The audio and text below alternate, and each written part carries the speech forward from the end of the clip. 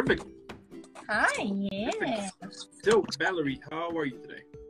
I'm wonderful. How are you doing? I'm doing good as well. I mean, what better way to finish an epic Sunday with an epic guest? You know what I mean? Yes, Sunday fun Perfect. day. Perfect. So, welcome to the show. It is so amazing to have you here. So cool. So, starting with the whole interview now, tell me how your acting career started.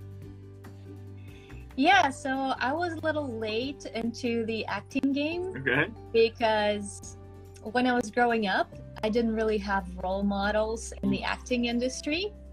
But it is actually something that I wanted to do when I was little. When I was little, I wanted to do every creative career possible. I remember when I was 4, I wanted to be a singer, then I wanted to be a dancer, then I wanted to be a fashion designer. And I remember when I was about 8 years old, I wanted to act and direct, and I was writing my own episodes of TV series and reenacting them with my friends. And so it was something that I wanted to do. But then I was living in Russia, then I moved to North Carolina, and my world turned upside down. I had to relearn everything. I had to, learn another language, kind of fit in, find my community. So that was not my priority, to be creative anymore. It was more like, how do I survive in this environment? Totally. And, be a teenager. So after that, I actually became an artist, and I went to school for graphic design. And while I was in school, I was modeling. So I was modeling. Everybody who knew that I modeled decided, oh, well, if you model, maybe you can act. So they started inviting me to, into their short films, their music videos. And that's when I realized, okay, I like the moving picture actually better. Yeah. So yeah, once I moved to LA, I decided to take it a little bit more seriously. So I started taking classes. But, I soon learned that different acting coaches teach differently, and they are different. And for some reason, they didn't really, because I was coming from the modeling background, they didn't vibe with me very well. They didn't really trust my instincts. It wasn't until later on I found a coach who was really like, you're actually a natural born film actress. But I was having these coaches who were like, oh, well, they come from a theater background, and I do not come from a theater background. I don't really project. I don't really act to a big audience. I'm here with you right now. So what I started to be like is just trust my instincts and actually stop taking classes. If I needed to take something, maybe get a one-on-one coaching session for an audition, I'd do that. But I stopped taking classes because I realized that it wasn't beneficial for me to just watch other people work most of the time and then work for 10 minutes. So I started auditioning a lot, started, getting a lot of jobs, and then creating my own content as well. So. Wow, such an epic journey, such an epic journey. I mean, the fact that you basically moved to, started from zero in another country, without basically on your own, that is really cool. Yeah, thank you. That is so cool. Wow. And tell me, what are some of the things, or what is the process that you usually do in order to prepare a character? I mean, I understand, of course, that depends on the role, but what usually sets you up? What usually kinds of, let's say, inspires you in order to start this character creation process? Well, I would say that I would never take on somebody who is completely different from me. I want to find some common ground. Okay. And I start from, do I know somebody like this? Do I have a similar experience, or do I know somebody who's been through something like that, so that I can pull the truth out of it and I can relate to it? Because you always want to, be a real person, but also you want to bring something to it. So for example, if I'm acting as a mother, I'm not a mom, but I raised my little sister until she was 5 years old. So I know how to act as a mom, you know what I mean? And just like different ways that I've watched other people be maternal, or somehow, because I've been a life coach, I know how, you know, I can be protective, or like really like, okay, let's do this to my clients. So you just have to kind of pull from different experiences and create this character from life, and just go in it. I don't really spend too much on character work. Maybe I should spend more, but I don't, because I still want to be like trusting my instinct in the moment. I want to learn my lines, of course, but when it comes to like acting it out on the day, I want to make sure that I'm in it, and, you know, I didn't do like so much homework that I'm just going to fall apart when I not know what to do. Yeah. Wow. Okay. And what are some of the things that you enjoy the most about playing a character? Well, it is always fun to play somebody who is not you. So even though, you know, I try to find similarities in the characters that I am originally submitting for, it is interesting when it's somebody else. So for example, I end up playing a lot of like schizophrenics, or somebody who's unassuming at first, but then they're like, bam, I'm a serial killer, or somebody. So it's really interesting, because you kind of start where you are, and then you end up where I could be that person. Anybody could be that person. You just never know, you know? So I think that's a really fun and interesting part about acting, is that you get to kind of see what could make you tick. Because like people say, you can never predict what you could do in a certain given situation. And in acting on set, you are put into that situation. You are, you know, whether you're cornered and you have to act. So it is interesting to put yourself in these situations and be like, maybe I could do that, you know? I love it. That's so cool. Wow. And what are some of the things that you enjoy the most about storytelling? Well, the interesting part is that I never considered myself a storyteller. I actually used to think that, oh, I'm really horrible at like telling stories and stuff like that. Like, because I would see natural born storytellers, and those would be like, you know, for example, teachers in our high school who could just tell stories all day. And I was just like, this is not me. And so it was kind of a learned process for me. And it's interesting to note for anybody who's listening, is just because you weren't naturally born with something, or you think you might not be good at it, until you try, you just don't know.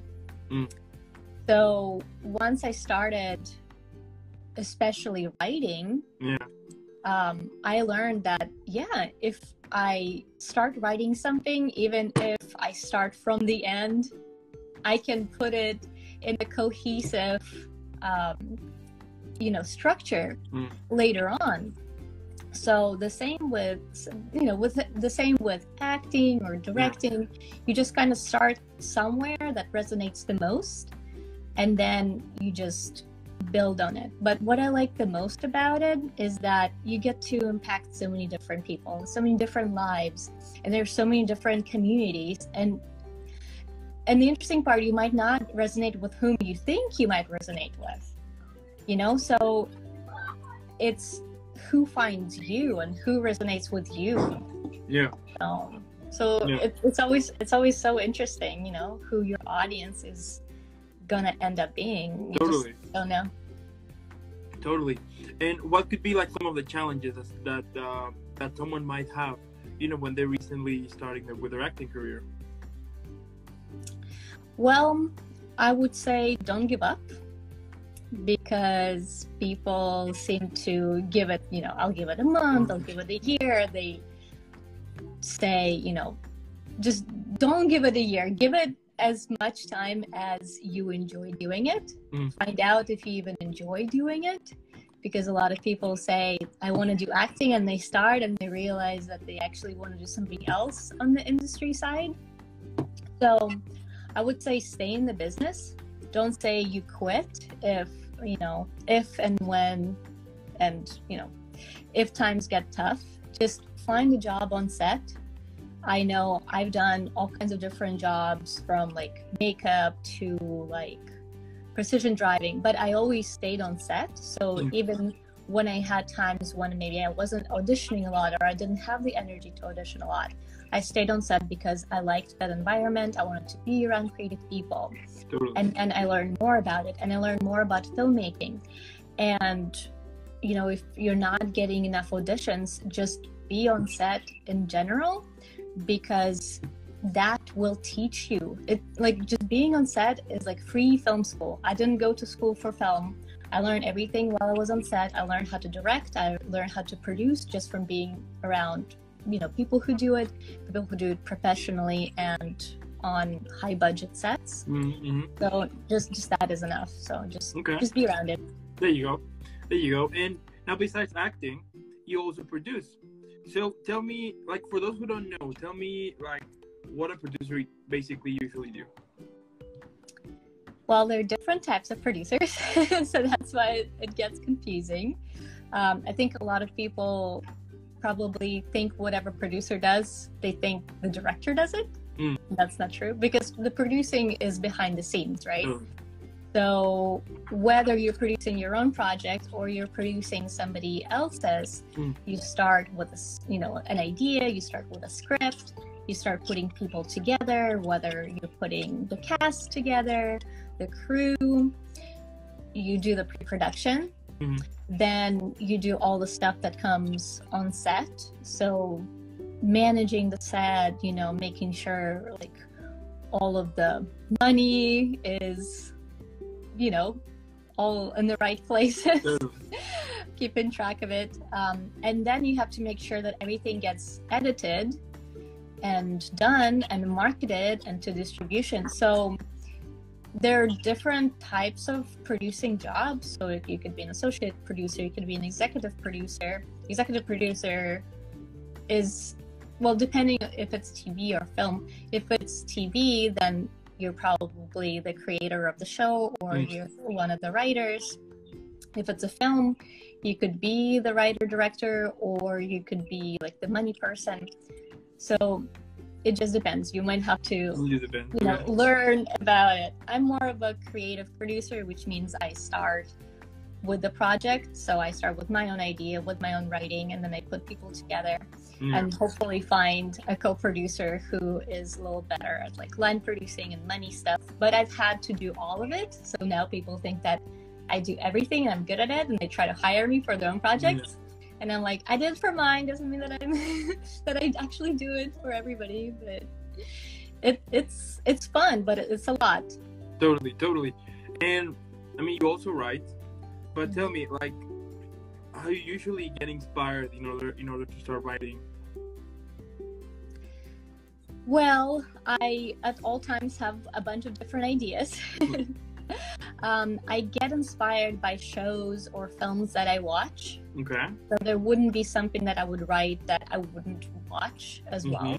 For example, I don't watch horror, so I wouldn't write or produce a horror, but I really like dramas. I like romantic, dramedies, and I like thrillers. Yeah. So, for example, for my new film that is coming up, Once in a Blue Moon, it is a soulmate drama, and I was inspired by the whole pandemic and the whole like the backdrop of the pandemic and the celebrity culture. So I set it on a film set, and the film set gets shut down by the pandemic. I never say that it's COVID, because I figure that there might be another pandemic in our lifetime.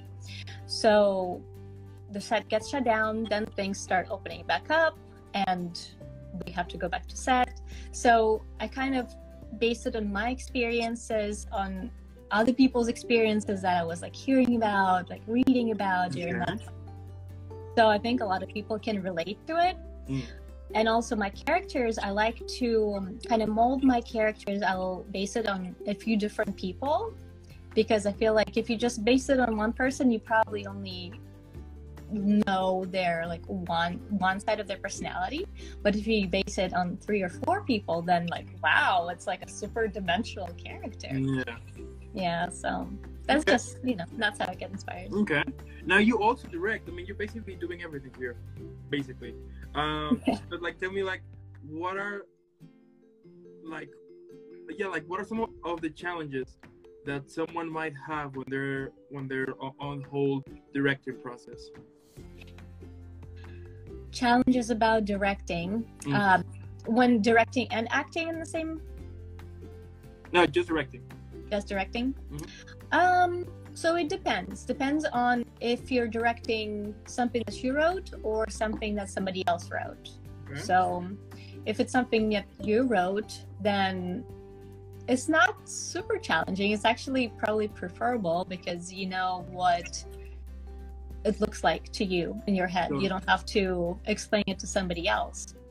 The only challenge about that might be you might not be as good of a director as you think you are. Okay. So you might be not editing it in your head, and like when you go into the edit room the way you should be, because you're not listening to other people's objective opinion, because you're like so connected to the story. And then whenever you are directing somebody else's work, the challenge comes from, are they going to let you direct it the way you want to direct it, or are they not going to have your creative input and they're going to tell you how to direct it? Now it's like, well, are you working with a writer who is this like their baby project? Mm-hmm. So they're going to be so connected to it, they're not going to let you do what needs to be done. Or are they going to just let you run with it and you get to be creative? That's the ideal, right? Okay. Now, how you manage to act, produce, and direct the same project, basically, kind of at the same time? Well, it's my ideal life, I believe. Okay. Because if it's your idea, like I said, it's easier for you to just do it without having to explain to like several different people how, what you want done and in what way. But of course, I always get help. So besides like having assistants in general, like I have a virtual assistant, marketing assistant, for everything. But having a good, on the day when you're actually filming, having a good DP and having a good assistant director is exactly what you need, because you need to focus on directing and the acting, and you can't keep going back between like the monitor and your acting. So you have to just trust the DP. You have to be vibing with them, be on the same page, so that way they have it. You do everything in pre-production, talk with them as much as you need, make sure that the shot list, everything is in order. And then on the day, you can focus on a couple of different jobs, and then you have other people covering you. So you just have to have systems in place. Okay, that's awesome. And if you could describe your career at the moment, right, on a movie, TV show, book, or even a play, what would be the title of it? It's a Wonderful Life. Okay, I like it. Yeah, I think it's pretty good. I think I got it pretty good. Because when I started, I was acting, and then I started adding things one at a time. First writing, then producing, then directing. So I think I got a good handle of it now, and that's what I want to do. Okay. And if you could describe your career again, but now either on a drink, which one you would choose? Coca-Cola. Okay. I'll explain. Nothing, about its taste or smell or what it looks like. But, when you think of Coca-Cola, that's like the drink of the drink. Like when you think of Coke, right? For example, like Pepsi can be a Coke, but Coke is not Pepsi, right? So you always want to be the brand that is not like the main brand. So I want to be I want to be the main brand. I love it. I love it. And tell me, like, what are you up to lately? I mean, what can we expect from you soon? Yeah. So we're about to film my feature film, Once in a Blue Moon. Mm-hmm. So that'll be the next one. And then I have a slate of projects. So after that one, we also have a feature film called Lana. And then I'm going to have a thriller that I'm going to be filming in North Carolina. So as soon as we start filming this first one, then everything's going to snowball from there. And I'm super, super excited. So I love it.